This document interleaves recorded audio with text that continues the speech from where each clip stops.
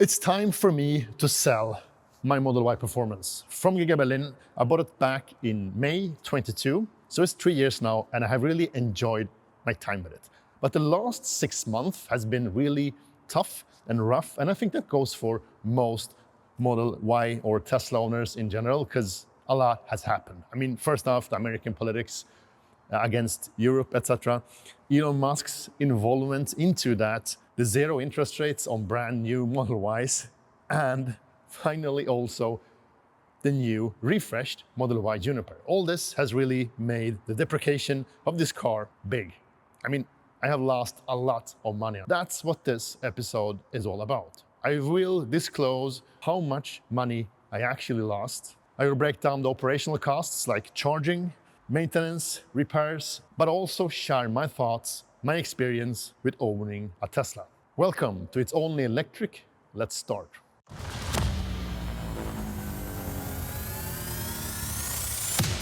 It's only electric. So why am I selling my Tesla Model Y? I mean, the main reason for it is that it's on a lease. Bought it 3 years ago, and my leasing period is ending. It's as easy as that, and it's on a financial lease, which means that I need to sell the car or continue leasing it. It's financed by a loan at the bank. The second reason is that we're trying to downsize. Today we have 2 cars, this one and the Volkswagen ID3. You have probably seen it in a couple of videos earlier. What we want to do is to downsize to going from 2 cars to 1 car. And we need a family car, and in the size of this one probably, but it's okay just having 1 car instead of 2. And I have a lot of press cars. So almost every second week I have a loaner from one of the manufacturers, which also means that the need of a second car is much smaller as long as I review cars. I also want to share my experience with this Model Y, but also my other Teslas I have owned. I actually got my first Tesla Model S Midnight Silver back in 2017, also on a company lease for 3 years. After that, I got a Tesla Model 3 Performance, a red one. I had that for 2 years, and now this is my third Tesla, and it's 3 years old. So 8 years in total. It has been a really nice experience for me because it has been very few problems over that period of time. The biggest problem I've had was actually the drive unit failure on this car. So the rear drive unit failed. It was like half a year ago, but they replaced it under the warranty. If you want to know more about that specific failure, I actually made a video about that earlier, so I put the link up here for more details. But all in all, the service, this may surprise you, but has been really great. I've had 0 maintenance costs, 0 breakage costs. I mean, I haven't paid a dime during this 8 years of ownage. All things fixed during or under warranty. They have always provided me loaners if needed, and it has been very effortless and easy. And I mean, back in 2017 when I got my Model S, it was really a no-brainer to go for a Tesla, even if it was a really expensive car. The lease price, I mean, mainly the interest rate was so low, I mean 0.25. So the payment plan was actually so much cheaper than going for cars half the price. So it was very easy to pick the Model S back then. And since I wanted to go fully electric, there was not that many alternatives on the market in that period of time. So it was really easy to go that route. After that, the Model 3 Performance, same thing. That was 5 years ago. Still, the options, I mean, more options, but not as many as today. So also an easy pick back then. one of the reasons is, of course, the charging network, the Tesla supercharger. It's so convenient, it's so available, it's always working, and you just plug it in when you want to charge. The handshake is really quick, and when you're done, you plug it out. So easy, and it works every time. And this is what really makes the life easy as a EV owner. And that's the main perks of owning a Tesla. Now the Tesla network is actually available for most EV brands and for the most charging stations around Europe. So that makes the convenient network available for a lot of other manufacturers too, most cars, but it's still not as convenient. I mean, just plug it in, charge it, plug it out when you're done. No fiddling with the phone, no payments, everything is done automatically from the Tesla app and your account, and that's very effortless. For me, going for the performance versions, I've tried to do that when possible, is like, I mean, I like quicker cars, and for that amount of money, I mean, the price difference between the long-range all-wheel drive versions with the performance versions is so small because you get bigger rims, a bit of a better looking car, a bit stiffer suspension for a small amount of money. I mean, for that extra horsepower. So it was a really good reason for me to go for the performance versions. And compared to other cars, I mean, if you compare the price of the Model Y with a like ICE car with the similar horsepower and driving dynamics, it's hard. It will get more expensive for sure. And especially if you compare the operation costs, the maintenance costs, the charging instead of the gas costs. I will show you some details about that later in this video. As I said, I'm selling the car, and my neighbor is actually buying it from me, and he's getting it tomorrow. So this is my last day in my Panda. That's what I call it, the Panda, because of the black wheels, the black details together with the white color gives it a Panda looking contrast. So I would probably miss the car because it's a great car and it still feels very new and it's really fun to drive. The price when it was new was just under 800,000 Swedish crowns. On top of that, I also bought the winter wheels for around 26,000 Swedish crowns. So total cost when it was new, 826,000 with the wheels.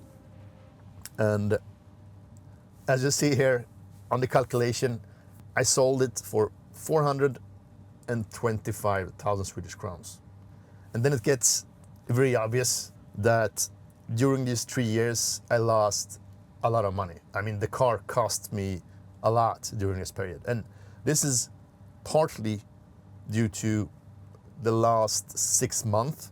They have been so turbulent, and it has been a bit of an uncertain future for current Tesla owners because it has been a mess. I mean, first off, the end of 2024, Tesla had a hard time to selling their inventory cars because people was waiting for the new updated, refreshed Model Y Juniper. And for that reason, they was running on 0 interest rates.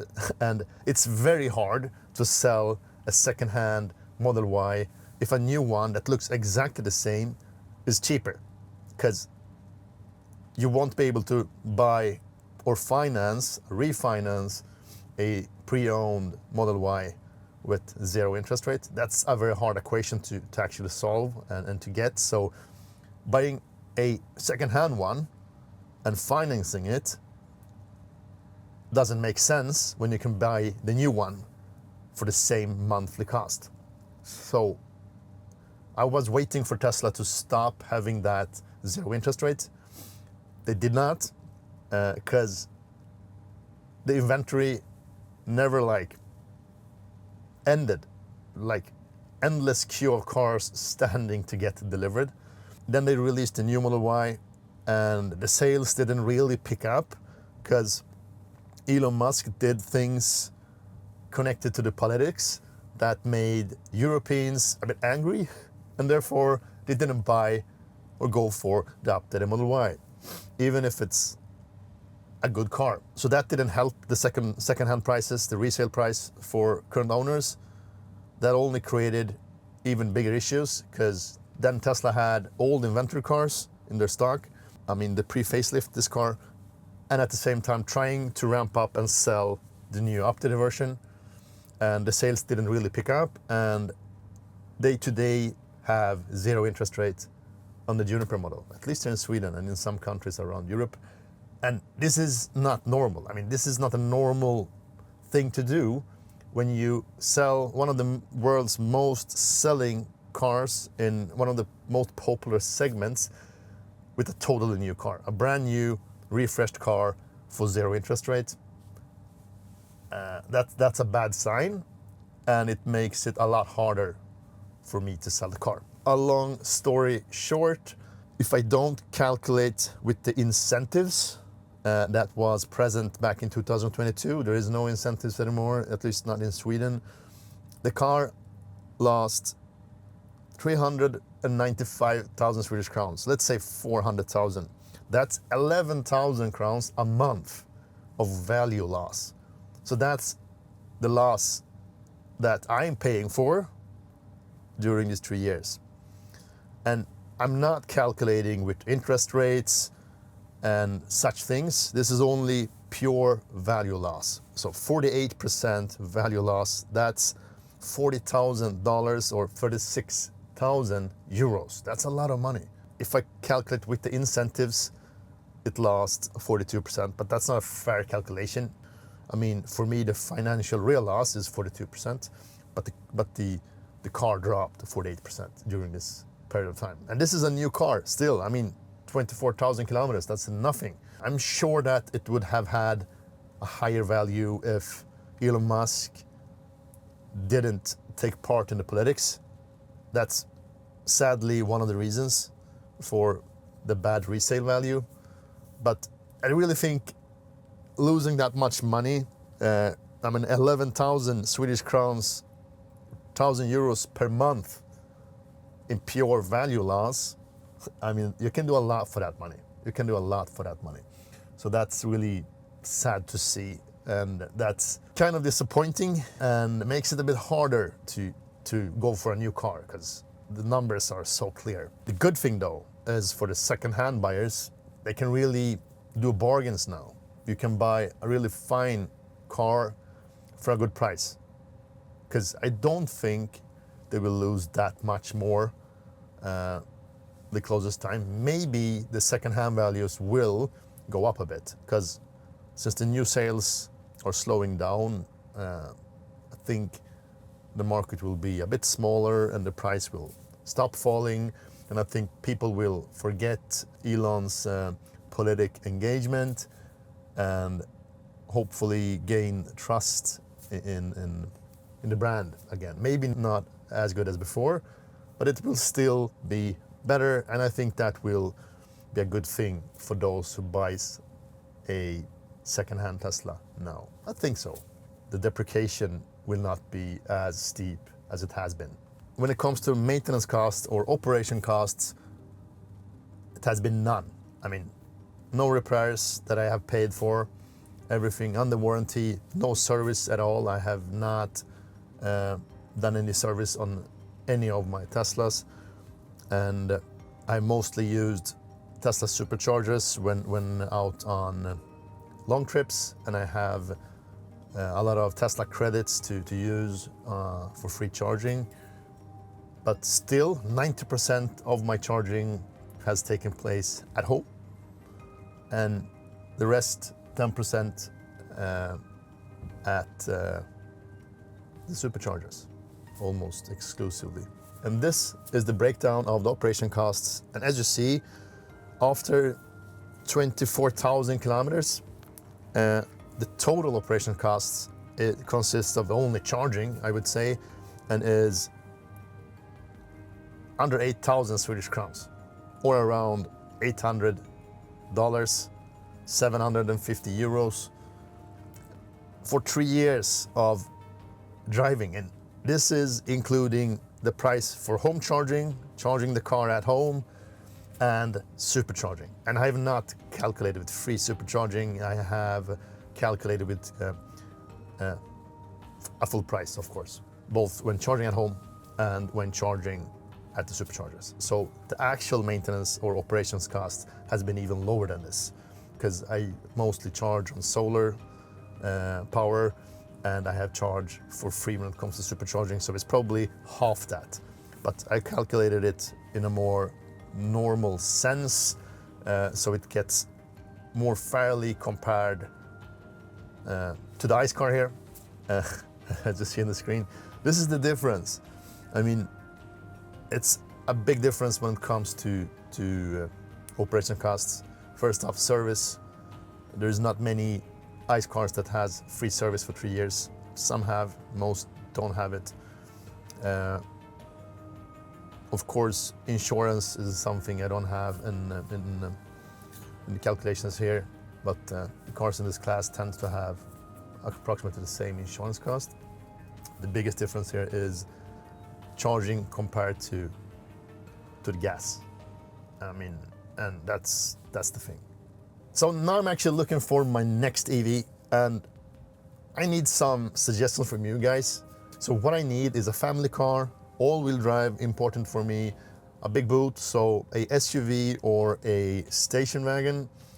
The ID.7 GTX Tourer is a good example, or maybe the new Model Y, maybe the Zeekr 7X. That's a car that I really like. Do you have any suggestions?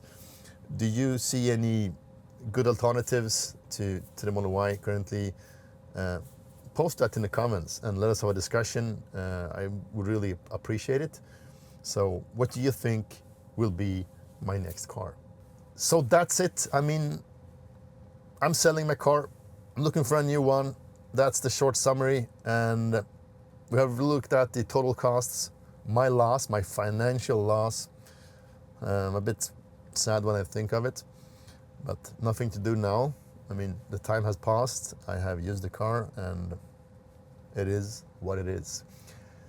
And as always, please support my work by giving this video a thumbs up, subscribe to the channel, of course, and engage into the comments. Write your thoughts, share your ideas. Let us have a discussion. And as always, stay electric. Thank you for watching. Speak to you soon.